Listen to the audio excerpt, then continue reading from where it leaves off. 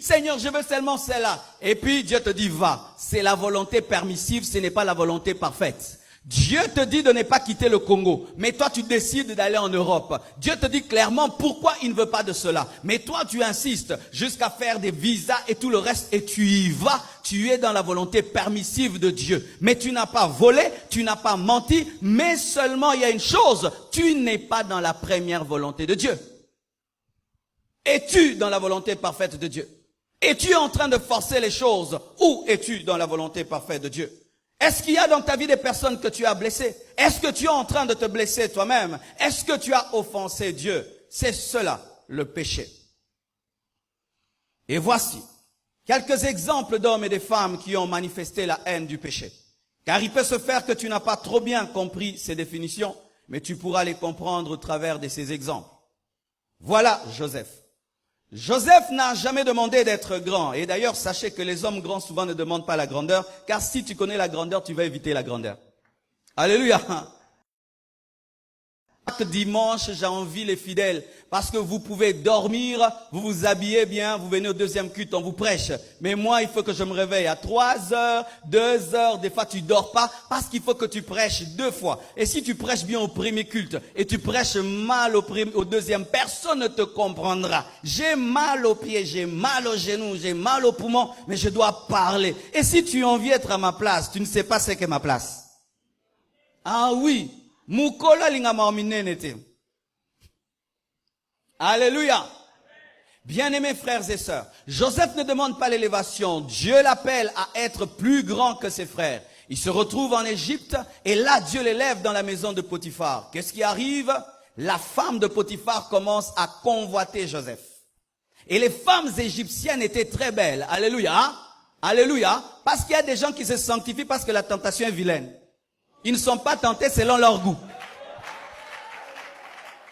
Il y a des gens qui ne pêchent pas parce que la fille là n'est pas à son goût. Amen. Mais c'était la femme au goût. Amen. Parce qu'il devait fuir. Pourquoi?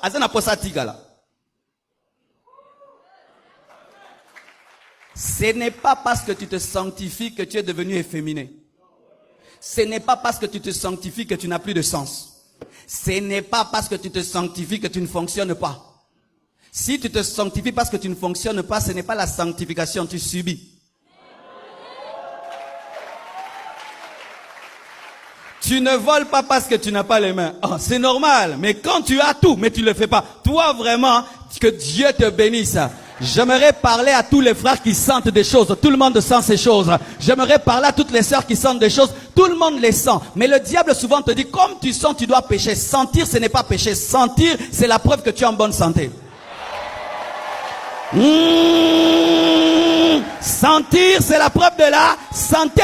Alléluia. Ce n'est pas la preuve que tu as un démon. Tu es en bonne santé. Et maintenant, cette femme le tente. Pas un jour, ni 2 jours, ni 3 jours. Plusieurs jours. Elle fait une stratégie. Elle envoie tout le monde, celui-ci au marché. Toi, acheter ceci et cela, il reste tout seul. Il y a des gens qui se sanctifient lorsqu'il y a une maison remplie. Mais lorsqu'ils se retrouvent seuls avec la femme de Potiphar, ils pêchent. Ta sanctification, si elle dépend de nous, tu n'as pas une sanctification. Un jour, tu vas te retrouver aux États-Unis dans un coin où personne ne te connaît, tu vas pécher. Mais Dieu aime les hommes qui se sanctifient lorsqu'ils sont dans une pièce vide. Que fais-tu lorsque tu es seul?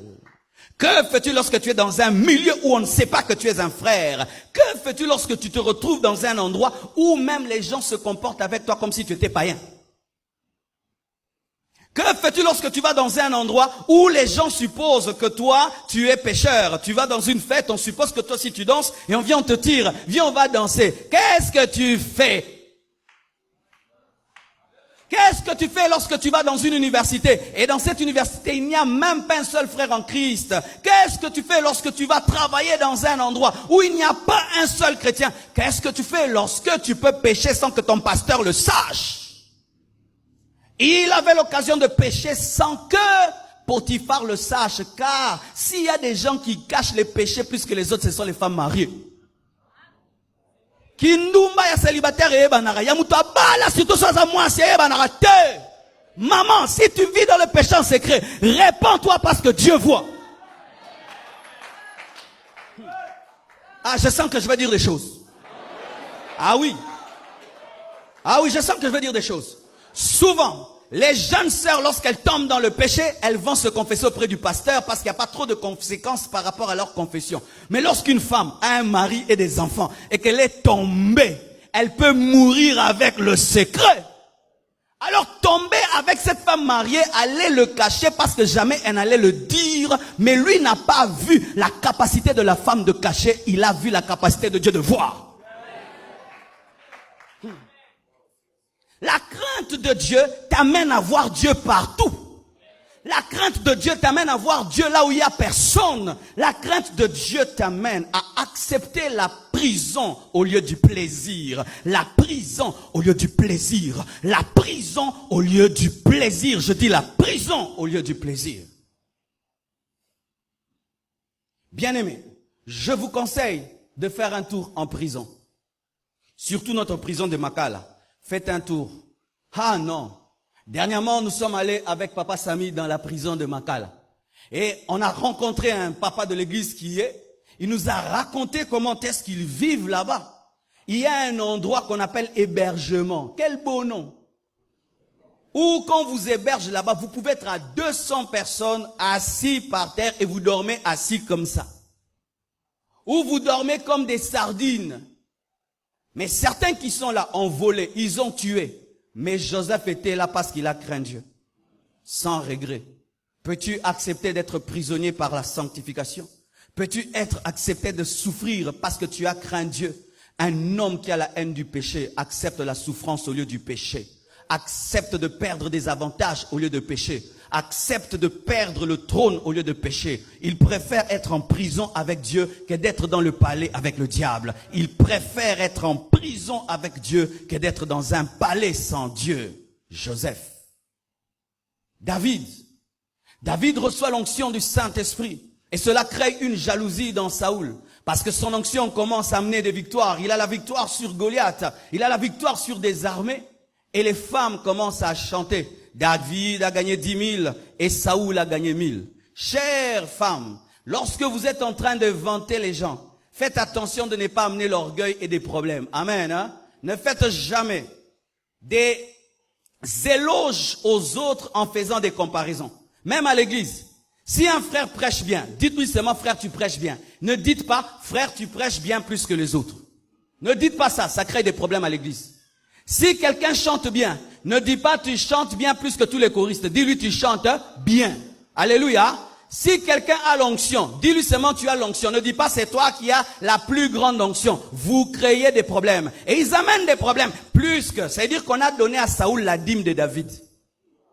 Il dit, cet enfant, on me donne déjà la dîme, c'est fini, il sera roi. Et cela lui crée des problèmes. On commence à le pourchasser. Imagine que tu es en train de te pourchasser alors que tu n'as rien fait. Et une occasion lui est donnée de tuer Saoul. Il s'avance alors qu'il s'endort et il prend un couteau et il commence à couper seulement le pan de sa robe, pas son ongle, ni son doigt, ni ses cheveux, le pan de la robe qui n'a pas de sang, ni de veines, ni aucune sensibilité. Il touche le pan et commence à couper et la Bible nous dit son cœur a commencé à trembler, il s'est arrêté. Quel niveau de crainte de Dieu. Un homme qui craint Dieu, lorsqu'il est sur le chemin du péché, son cœur commence à battre. Un homme qui craint Dieu, lorsque même il a fait un rendez-vous à quelqu'un pour commettre un péché, son cœur bat et il dit, non, j'annule le rendez-vous. Car si tu commences à couper le pan de la robe de Saoul, tu finiras par le tuer. Oh, Shandara Baba. Ce n'est qu'un chemin vers le meurtre et son cœur tremble. Est-ce que vos cœurs continuent à trembler quand vous péchez? Est-ce que vous manquez le sommeil quand vous péchez? Est-ce que vous manquez la paix quand vous péchez? Comment 2 personnes peuvent vivre ensemble pendant 10 ans sans mariage et vous avez la paix? Mais si vous mourrez, vous irez en enfer. 10 ans ensemble sans mariage. Si Jésus revient, vous allez rater l'enlèvement. Mais comment vous avez la joie? Comment vous avez la paix? Tu dois déranger cet homme tous les jours pour qu'il puisse te marier. Tous tous les jours de ta vie. Sinon, tu iras en enfer, même si on t'appelle frère. Un cœur rempli de la crainte de Dieu perd la paix et la joie lorsque le péché se couche à sa porte. David, Abnego, Meshach et Shadrach, on décide qu'on puisse imposer à tous une loi martiale. Tout le monde doit adorer l'idole, sinon tu meurs. Imaginez, frères et sœurs, il y a ici 2000 personnes. Et on dit tout le monde doit s'agenouiller maintenant. Et il y a 3 jeunes gens qui restent debout. Bien aimé, que tu le veuilles ou pas, on va te remarquer. Ces 3 jeunes gens savaient qu'en restant debout, c'était un arrêt de mort. Mais ils préfèrent mourir qu'adorer une idole. Un homme qui craint Dieu n'est pas dans la majorité, il est dans la révélation. Il n'est pas dans le mouvement, il est dans la révélation. Il ne fait pas les choses parce que tout le monde le fait, mais il est dans la révélation. Il ne fait pas les choses parce que c'est à la mode, mais il est dans la révélation. Il ne fait pas les choses parce que c'est populaire, mais il est dans la révélation. Et s'il doit mourir, il mourra. Lorsque la persécution atteindra le niveau de tuer les chrétiens, est-ce que tu accepteras de mourir? Un jour, des frères, voyant que dans leur église, les gens blaguaient avec Dieu, mais que le pasteur ne comprenait pas que les fidèles étaient superficiels, ont décidé d'aider leur pasteur. En plein culte, ils sont entrés avec des cagoules et avec des kalachnikovs. Et ils ont tiré. Tout le monde a dormi par terre. Et puis ils ont dit, celui qui est de Christ, qui reste ici, on le tue. Et ceux qui ne sont pas de Christ, qui le sortent. Bien-aimé. Le modérateur. D'ailleurs, moi, on m'avait envoyé ici d'abord. J'ai passé. Protocolaire. Toute l'église s'est vidée presque. Il y a eu, je crois, quelques personnes. Et puis les frères ont enlevé les cagoules. On dit, pasteur, tu vois, tu n'as pas de fidèles. Il faut recommencer l'église. Ah, vous faites ça? Tu as déjà entendu le bruit d'une mitrailleuse? Si des militaires entraient et faisaient de même, et tiraient en l'air, et puis disent que les vrais chrétiens passent devant la chair, on va vous tuer. Les faux chrétiens sortaient. Qui restera?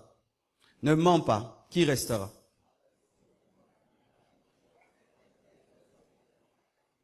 C'est vrai?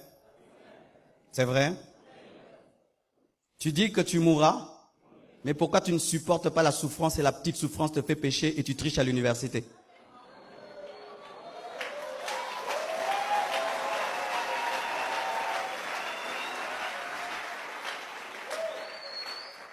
Avoir 0 sur 10 ne tue personne, mais vous refusez d'avoir 0 sur 10, vous préférez corrompre et vous dites que vous allez mourir. Vous êtes des pierres. Je ne te réunirai jamais. Moi, jamais. Mais après, je ne l'ai jamais connu. Oh, n'éviez-t-il.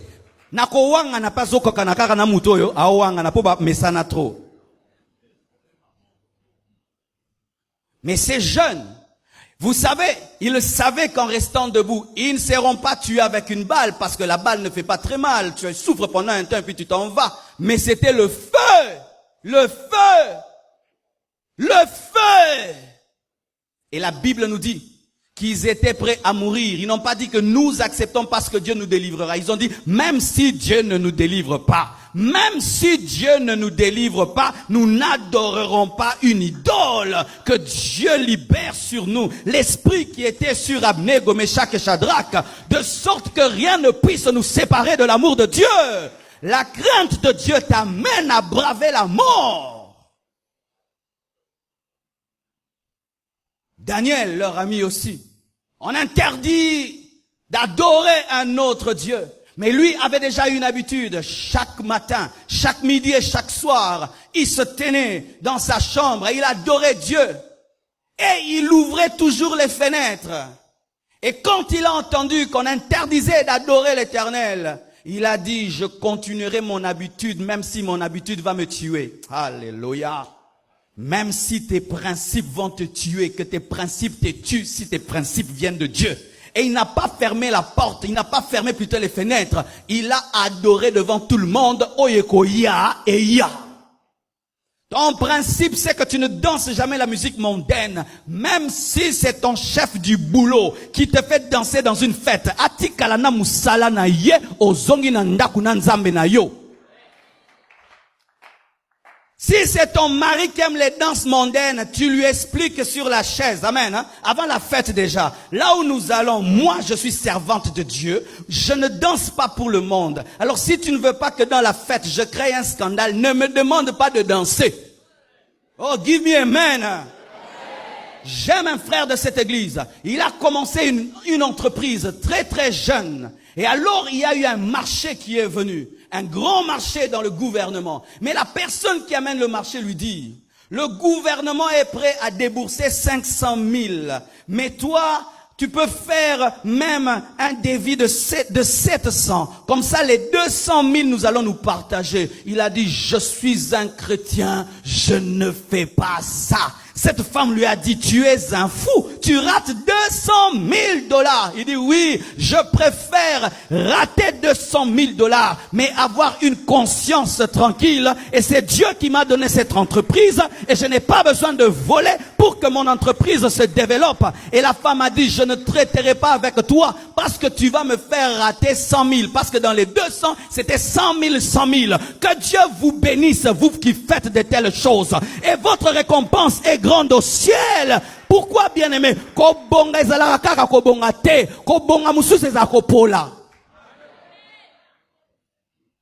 Tu prends les 100 000 là, tu mets dans ton argent, ça mène la malédiction dans ton argent. Et puis tu dis pendant un temps, j'ai eu un 100 000, mais pendant ta vie, dans la vie de tes enfants et des enfants de tes enfants, ces 100 000 vont te voler 1 million de $. Alléluia. Et Jésus, souvent lorsque on parle de l'œuvre de la croix, on parle de l'œuvre de la croix comme étant seulement un signe de l'amour de Dieu. Mais aujourd'hui, j'aimerais vous dire que l'œuvre de la croix n'est pas seulement un signe de l'amour de Dieu. C'est aussi un signe de la haine du péché. Pourquoi? Jésus n'a jamais péché. Il est venu devant Dieu comme un substitut. Dans l'Ancien Testament, qu'est-ce qu'on faisait? Lorsque Israël péchait, et le jour de la grande expiation, le souverain sacrificateur prenait un animal. Il imposait ses mains sur cet animal, et il était considéré que tous les péchés du peuple entraient dans cet animal. Il prenait cet animal et cet animal était sacrifié ou cet animal était renvoyé au désert et on considérait que cet animal portait les péchés du peuple et le jugement qui tombait sur l'animal était considéré comme étant le jugement qui devait tomber sur le peuple. Ainsi l'animal mourait ou était rejeté pour que le peuple ne meure pas et pour que le peuple ne soit pas rejeté. Et Jésus est venu comme étant l'agneau de Dieu afin de porter nos péchés et afin de subir notre sort. Mais le sort qui arrive sur le sacrifice révèle la haine de celui qui juge le sacrifice. Vous avez compris? Je recommence. Je devais te cogner, amen, hein? Je devais te tabasser, te tuer parce que tu as fait du mal. Quelqu'un d'autre dit, pasteur, ne le tabasse pas, tabasse-moi à sa place. Et je tabasse cet homme jusqu'à le tuer. Ça veut dire quoi? Que si je t'avais, j'allais te faire quoi? Alléluia. Quand vous voyez l'œuvre de la croix, ça doit vous enseigner deux choses. Que Dieu vous a aimé, mais deux, que Dieu a une grande haine du péché parce que son propre fils a crié, Père, Père, pourquoi m'as-tu abandonné? Ça veut dire quoi? Si Dieu peut abandonner son fils pour les péchés des autres, qu'est-ce qu'il te fera pour ton propre péché? Quand tu vois l'œuvre de la croix, c'est comme si mon propre fils, tu vois, il échoue à l'école seulement avec 45%. Et puis je le frappe à mort. Alors ton fils, qu'est-ce que je lui ferai?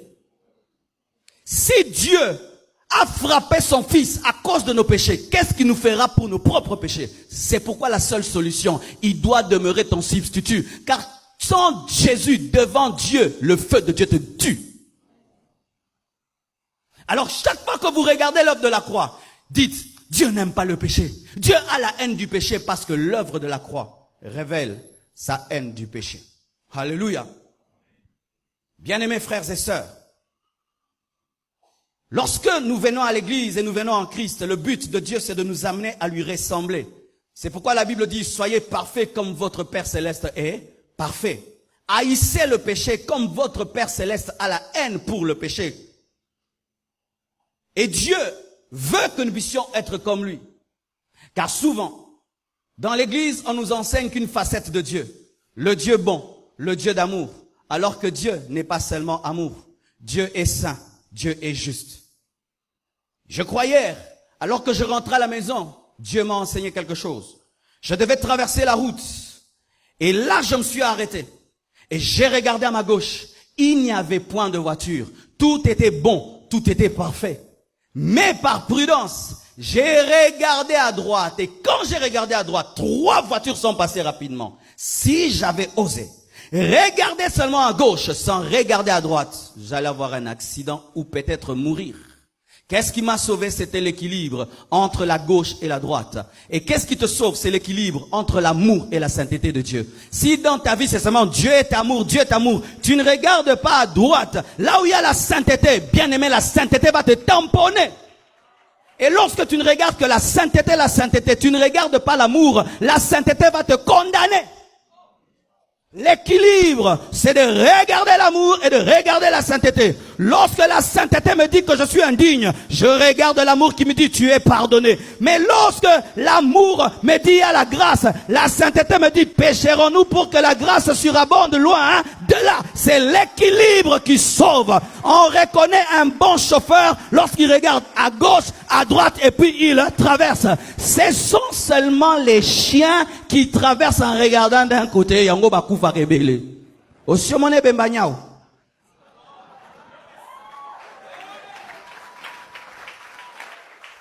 Rarement na batamponné nyau. Mais mbwa. Non, banyamana bazapenza bambwa bazoba. Mbwa zalaka soit katisa, soit talika à droite. C'est pourquoi il y a plein de chiens le matin, plein de chiens parce que eux ne connaissent qu'une partie de la route. Et lorsque tu es un chrétien qui ne connaît qu'une dimension de Dieu, tu mourras, car c'est l'équilibre qui amène le salut.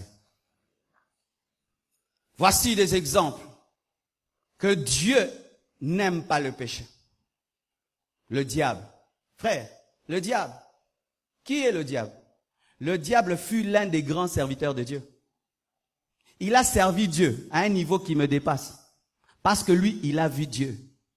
Il était parfait en beauté, parfait en sagesse et en intelligence. Moi, je ne suis pas parfait ni en beauté, ni en sainteté, ni en intelligence, ni en sagesse. Mais lui, parfait en sagesse et en intelligence. Mais lorsque seulement l'orgueil est monté en lui, Dieu a fait de lui Satan, démon, diable, lui qui était Lucifer, l'ange de lumière.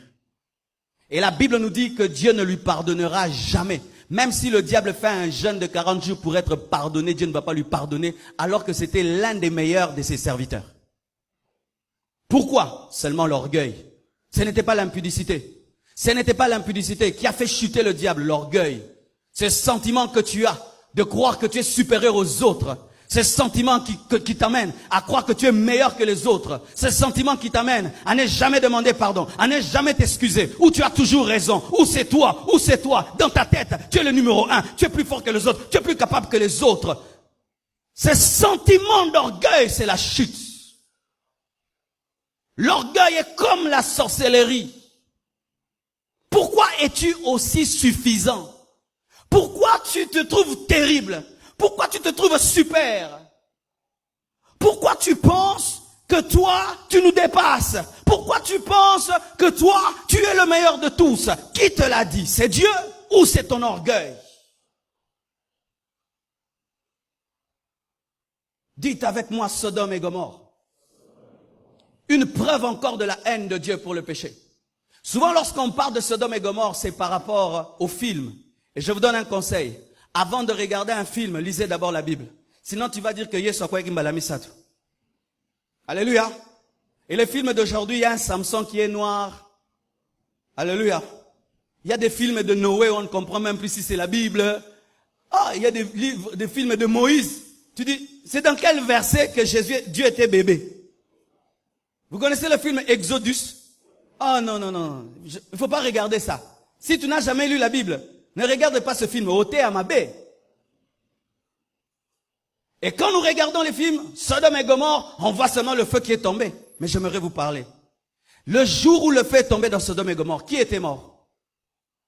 Les hommes, oui. Les femmes, oui. Mais nous oublions de dire aussi les bébés. Les enfants sont morts à Sodome et Gomorrhe. Est-ce qu'on nous dit que Dieu a ouvert une petite porte pour les bébés? Les chèvres, les chiens, les chats, tout le monde est mort, sauf seulement la famille de Lot. Quelle colère, quelle colère! Même les Américains, quand ils envoient la bombe, ils veulent que la bombe ne tombe pas sur les civils. Mais Dieu envoie la bombe sur tout le monde. Vous savez pourquoi? Parce que les enfants là, c'était des futurs homosexuels. Et les grands-parents, ce sont eux qui ont éduqué leurs enfants à devenir des homosexuels. Ils ont qu'à raser Kabinonio, c'est sûr. Et voyez, quelle haine que Dieu a contre le péché. La femme de Lot, alors qu'elle est en train de sortir de Sodome et Gomorrhe, Dieu avait dit, vous ne regarderez même pas. La femme sort, elle regarde, elle devient une statue de sel. Mourir par le feu et mourir par une statue, c'est pareil, c'est toujours la mort. Mourir païen et mourir chrétien charnel, c'est pareil. Elle est morte en dehors de Sodome et Gomorrhe, mais en regardant, mais les autres sont morts dans Sodome, mais tous sont morts. Lorsqu'un païen dit je ne crois pas en Jésus, il est mort. Mais quand toi tu dis que tu crois en Jésus, mais tu vis dans le péché, tu es mort. Elle est sortie, c'est vrai, mais elle a regardé et elle est morte. Pourquoi? Elle était sortie physiquement, mais son cœur était à Sodome et Gomorrhe. Lorsque tu dis par exemple que tu as arrêté le péché, mais tu regardes des mauvais films, qu'est-ce que tu fais? Tu regardes Sodome et Gomorrhe et tu deviens quoi? Une statue de sel spirituel. C'est pourquoi prier à susciter.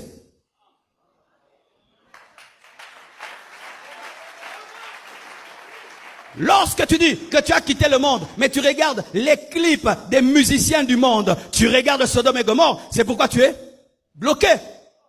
Oui, vous regardez les clips, vous regardez les clips, tu regardes les clips, je te regarde, tu regardes les clips. Certains même, ils ont ça dans leur sonnerie. Lorsqu'on l'appelle, c'est R. Kelly qui chante, et comme il chante une chanson chrétienne, on va profiter d'en dire, R. Kelly a chrétien. I can fly, so you fly. Et ça y a Mukili, botique la bango. Chantez aussi les cantiques de Madilou où il chante pour Dieu. Pourquoi vous prenez seulement pour R. Kelly?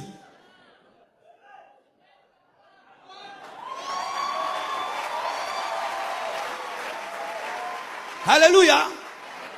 Où tu vas dans une fête, tu ne danses pas, mais dans ton cœur. Oh, quel enchaînement.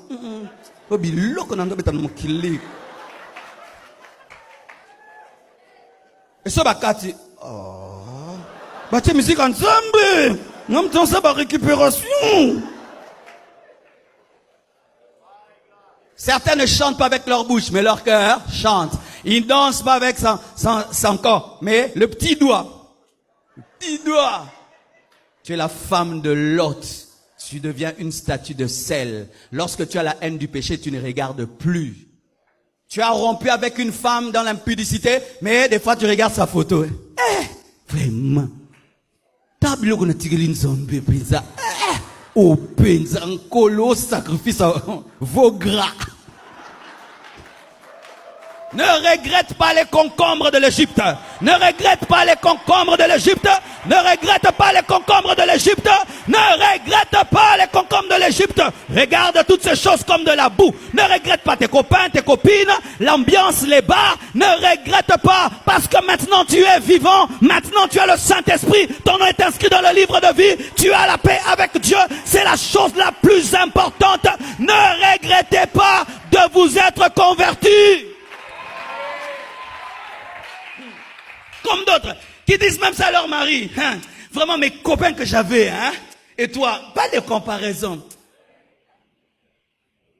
Toi, je t'ai épousé par grâce. Tu as beaucoup gêné, prié. Hein? Ah non, toi, Dieu t'a exaucé. Alléluia. Bien-aimés frères et sœurs, le déluge. Le déluge est aussi un signe de la haine de Dieu contre le péché. Dieu parle à un homme et lui dit qu'il va envoyer la pluie et que tout le monde mourra. La seule condition pour être sauvé, c'est d'entrer dans l'arche. Et souvent aussi, quand on regarde les films, on pense que Noé a construit l'arche pendant une semaine. Ça fait des années et des années et des années. C'est-à-dire qu'ils avaient tout le temps pour se mettre en ordre. Comme là, frère, vous venez à l'église ce dimanche, je pars de la sainteté. L'autre dimanche, je pars de la sainteté. Et devant vous, je parais comme un fou. Comme un fou qui annonce la pluie. Vous savez que pendant que Noé annonçait la pluie, il n'y avait pas encore de pluie sur la terre.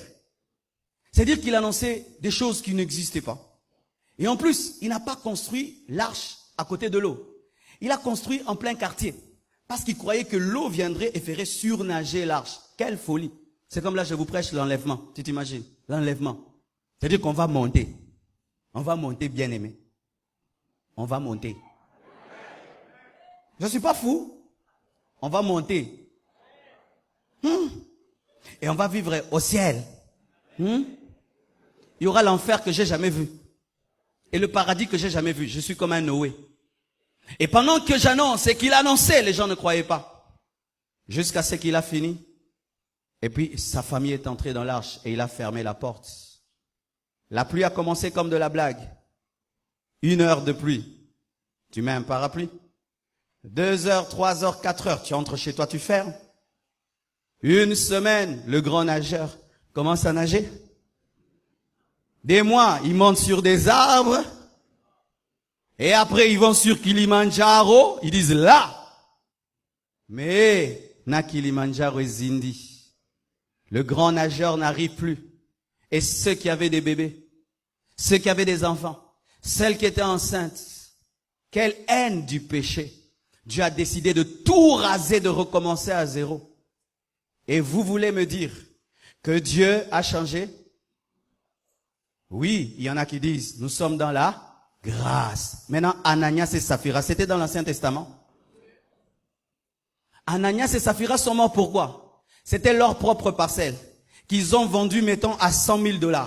Mais ils présentent 50 000, Dieu le tue pour cela. Hommes et femmes errant leurs enfants orphelins de père et de mère dans le Nouveau Testament. Dans le Nouveau Testament, je connais une femme qui avait un temps a commencé à dire des choses fausses sur moi. Elle a perdu son bébé et son mari était chassé du travail. Je connais un garçon qui voulait tuer ma mère par la sorcellerie. Dieu l'a tué. Dans le Nouveau Testament, je connais un sorcier qui était dans notre église quand j'ai commencé à prier, qui avait tué sa famille et qui m'avait attaqué. Aujourd'hui, il est mort. Dans le Nouveau Testament. Dans le Nouveau Testament, Paul a frappé un homme d'aveuglement. Dans le Nouveau Testament. Dans le Nouveau Testament. Bien-aimés frères, sœurs, des fois, c'est parce que vous ne voyez pas ce qui se passe que vous pensez que rien ne se passe alors qu'il y a des choses qui se passent. Ce n'est pas parce que nous sommes sous la grâce qu'il n'y a pas de jugement, car la Bible dit même que le jugement commencera par la maison de Dieu. Craignez Dieu. Alléluia. Ayez la haine du péché. Ayez l'aversion du péché. J'aimerais terminer en vous disant ceci. C'est sûr que pendant que je prêche, certains ici sont en train de dire, mais moi je suis pas concerné parce que moi vraiment tout ça je ne fais pas. Mais quelque chose m'a marqué dans la Bible. Un jour, Dieu libère Israël et les fait traverser la mer Rouge. Et ce peuple a manifesté ce que j'appelle Bomoto. Vous savez l'homme est grave. J'étudie l'homme au travers de mes enfants. Il va venir le matin. Jouer. Les militaires, soldats. Tu penses que s'il n'a pas ses militaires, il va mourir. Tu lui achètes seulement ses petits soldats. Il joue avec pendant 1 heure et puis il oublie. On est là. Si j'arrive aux États-Unis, ah là là là là, je vais d'abord me prosterner. Je vais parler en langue. Je vais adorer. Moi aussi, j'ai pensé ça. Le jour que j'arrive, dans le fin aéroport, je dis, Yango, nous êtes j'étais? Hé, États-Unis, nakomi, nanjo finga, kokoma nako finga. Moutou. Alléluia. Tu dis, Dieu, donne-moi une voiture. Tu vas la voir. Le premier jour, tu vas la conduire avec joie. Deuxième jour. Voiture au paix. C'est ce qu'est l'homme. Et Israël sort de l'Égypte, va dans le désert. Et ils ont faim. Dieu envoie quoi? La manne. Dieu envoie la manne, 10 mannes. La boulangerie céleste envoie des gâteaux. Quel miracle. Alléluia. Les anges envoient la nourriture. Quel miracle! Et le premier jour, ils disent, man. Et man veut dire quoi? Qu'est-ce que c'est? Qu'est-ce que c'est? Ils sont émerveillés, étonnés par la manne. Mais un jour, Moïse, yo bimisi biso, polep sepso kabiloro, on musuni, kutu, kuna tozaki esclave, mais tobando lia bien, moutou. Ils insultent la nourriture que Dieu donne, alors que cela préfigurait Jésus-Christ, car il est le pain qui descend du ciel. Et qu'est-ce que Dieu fait? Rien que pour leur murmure, Dieu envoie quoi? Des serpents brûlants. Bien-aimés, les murmures amènent des serpents. C'est pourquoi j'aimerais vous dire, veillez sur vos langues. Amen. Hein? La crainte de Dieu d'un homme se révèle par ses paroles. Un homme qui craint Dieu n'est pas dans les critiques, n'est pas dans les médisances, n'est pas dans les colportages. Un homme qui craint Dieu ne s'assied jamais avec les moqueurs. Un homme qui craint Dieu n'est pas dans les vaines plaisanteries. Dis plaisanteries. Donc, yo kara, nyosu kara, omemanga na blague. Nyosu kara, omemanga na blague. Pe ba blague à niveau nini, kaka ba blague à salité. Ba blague kaka salité. Mozama na nzambe, ba blague kaka salité kaka. Jos po blague kaka, makambo kaka ya soni. Comme si ta langue ne fait que dévier pour sortir que des plaisanteries de mauvais goût. Il y a qu'à se dire, regarde, ça me tient bien. Et Simbio me osa moukou c'est trop. Ponyo baksaka biloka osek, okara kara batuba zoka. Quelqu'un pense ces choses, il marche devant toi. C'est comment? Les bien, ça pas tous bien, mais yo zotam le rassi. Pourquoi ta bouche est spécialisée que dans des mauvaises paroles? Comment tu ne peux jamais parler du bien des gens? Seulement du mal, seulement du mal, seulement du mal. Mais il n'y a pas que le mal, il y a aussi le bien. Il n'y a pas que le mal, il y a aussi le bien. Un homme spirituel se reconnaît par la capacité de discipliner sa langue. La crainte d'un homme se révèle par sa bouche. Et comment arriver à craindre Dieu? Je te dis la vérité, tu ne sauras pas craindre Dieu sans Dieu. Il faudrait que Jésus-Christ vienne dans ta vie et qu'il te donne une nouvelle nature, afin que tu le craignes. Tu peux faire tous les efforts, tu vas continuer à pécher. C'est pourquoi je te demande aujourd'hui d'ouvrir ton cœur et d'inviter Jésus. Il va te donner la force de craindre Dieu. Alléluia. Sans Jésus, tu ne peux rien. Et à vous qui êtes chrétiens, si vous voulez craindre Dieu, voici ce que vous devez faire. Attachez-vous beaucoup au bien. Alléluia. Attachez-vous beaucoup au bien et vous craindrez Dieu. Un enfant qui mange très bien chez lui à la maison, il suffit que tu lui donnes une mauvaise nourriture, il ne saura pas la manger parce que sa bouche est habituée à une bonne nourriture. Et lorsque tu t'habitues à vivre dans le bien, dans la sainteté, le jour seulement que le péché vient, tu n'arriveras pas à mener cette vie-là tellement que ton esprit est habitué à la sainteté. Et pour terminer, voici. Lorsqu'il fait noir en ce lieu, je peux considérer ce pot de fleurs comme étant un pot en nature, c'est-à-dire des fleurs naturelles. Quand il fait noir, je touche, je dis, j'ai des roses, c'est vraiment des fleurs, très bien. Mais il suffit seulement qu'on allume la lampe et je me rendrai compte que ce sont des fleurs en plastique. Lorsque tu es dans les ténèbres et que le Saint-Esprit ne t'éclaire pas, tu peux croire que l'impudicité est une richesse. Mais lorsque le Saint-Esprit t'éclaire, tu considères que c'est de la boue. Lorsque tu es dans les ténèbres, tu peux croire que l'occultisme c'est la puissance. Mais lorsque le Saint-Esprit t'éclaire, tu te rends compte que tu es esclave. Lorsque tu es dans les ténèbres, tu peux croire que l'orgueil, c'est ça le charisme. Mais lorsque le Saint-Esprit t'éclaire, tu te rends compte que c'est un mauvais caractère. Lorsque tu vis dans le mensonge, tu penses que c'est ça l'intelligence. Mais lorsque le Saint-Esprit t'éclaire, tu te rends compte que tu es le fils du diable. Que le Saint-Esprit t'éclaire. Et ce que tu considérais comme étant de l'or, tu vas découvrir que ce n'était pas de l'or, c'était de la boue. C'était de la boue. L'homosexualité, c'est la boue. L'impudicité, c'est la boue. Le mensonge, c'est la boue. Les critiques, c'est la boue. La jalousie, c'est la boue. La haine, c'est la boue. La sorcellerie, c'est la boue. La musique mondaine, c'est la boue. L'adultère, c'est la boue. Tout ce que tu aimes là, si le Saint-Esprit t'ouvre les yeux, tu te rendras compte que ce n'était pas des fleurs naturelles, c'était des fleurs en plastique. Et je sais que je peux tout dire. Si le Saint-Esprit ne vous éclaire pas, vous allez continuer à vous attacher à vos péchés. Mais si le Saint-Esprit vous éclaire, aujourd'hui même, vous allez prendre des décisions. Vous allez arrêter. Pourquoi? Tu vas découvrir que la vie que tu menais n'était pas une vie, c'était la mort. Qu'est-ce qui fait une femme qui pendant 10 ans était deuxième femme? Elle pensait que c'était bien. Elle appelait cet homme mon mari. Un jour, elle va quelque part, elle entend la parole et il y a la lumière. Elle se rend compte que ce n'était pas le mariage, c'était le concubinage. Elle arrête tout, les avantages. Elle cherche son propre mari. Pourquoi? La lumière du Saint-Esprit a révélé que ce n'était pas un diamant, c'était de la boue.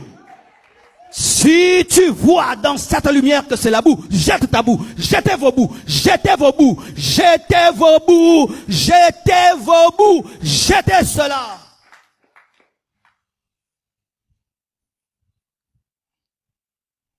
C'est pourquoi, chaque fois qu'on prêche l'évangile, qu'est-ce que le diable fait? Il jette un voile pour que tu ne voyes pas et que tu croies que c'est la boue. Alors que tu crois que l'or la boue c'est de l'or, alors que ce n'est pas de l'or, c'est de la boue. Que Dieu vous bénisse abondamment.